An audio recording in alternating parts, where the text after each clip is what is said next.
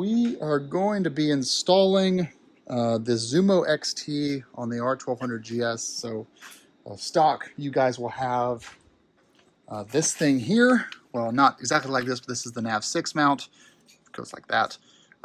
It wires into these two plugs, as you can see. Where are those plugs located? Well, I'll show you. So your stock wiring is going to come to the left. It's going to come down this little thing here, and below it's going to come down into the front beak, and it's going to go into two plugs that are right there. There's one, the other one's right next to it. So it's behind the little composite material there. If you buy, I'll have to put the part number below in the description, but MaxBMW carries these. If you buy this BMW part number, it goes right into the 12-volt connection that you have down here. Plugs right in. The other one stays dead because the other one goes to your Wonder Wheel. So one of those cords I showed you was power. The other one is the Wonder Wheel controller for the nav6 or nav5. So what was the red, green, and blue? I'll try and unlock it. Yeah, I have to unlock that again. So thanks to lead wrist on Adventure Rider, number 1 is ground, number 2 is signal, 3 is signal, 2 is left blank, not connected. And so if you look at these cords, were they labeled, Matt, all the way to the bottom? Right towards you. You can see the numbers right there on the very bottom of it. So that's going to be your power for your Zumo XT. You're going to splice it into the Zumo XT. Are we cutting down to the resistor? We're going to take a lot off both of them. So we're cutting basically all the way to the bottom, and we have our red and black here for positive, negative. But this runs all the way up to your Zumo XT base. So we actually can't cut it both ends. We have to tuck it into the fairing, I think. No, I'm cutting a lot of this. Oh, a lot of this and a lot of that. I got it. Yeah, okay. and a lot of that. That's going to be it for this video. I'll show you in a separate video how to install the Touratech Zumo XT bracket, which I have right here, because it's a separate video. You could do this install with any kind of bracket, so I don't want to cloud the two how-to videos. So Matt's got it there. He's going to cut it short and then splice those two together. Ah!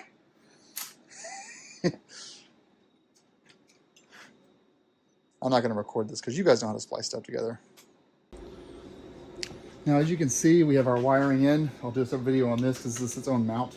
But you can see that Matt has spliced these in. So I mentioned earlier the 1, 2, and 3 cords. You only need 2 out of the 3. You don't need all 3 of these. But basically, he has heat wrapped these.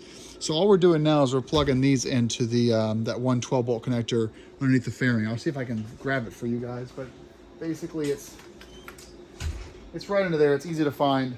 So we're going to run this down the little channel. Let's see, run it behind here. Just as a test, I put the battery back in, wired it up, and I hooked his job up to the accessory 12-volt that we have here. It's tucked around behind, but you can pull it out pretty easily. That's my horn, I think. Yeah, this goes here. So let's dock the Zumo and let's see if it fires up when I press the key ignition. Don't turn the bike on, you won't need to, but let's just make sure that it gets the power it needs. Yep, booted right up. So if you check here, we have power. Shows my music. Just so you guys know the way the BMW works, you'll notice it here too. It'll keep power for a while, and it will go off. Well, the bike will go off, and we'll see that icon on the top right-hand corner change to nothing in about 30 or so seconds. Update on the wiring. So we've now taken this, we followed this path right here. You can see it's cutting right through here. Make sure that the way you've angled this, that your adjuster doesn't come up and pinch it. Mine comes, it touches it,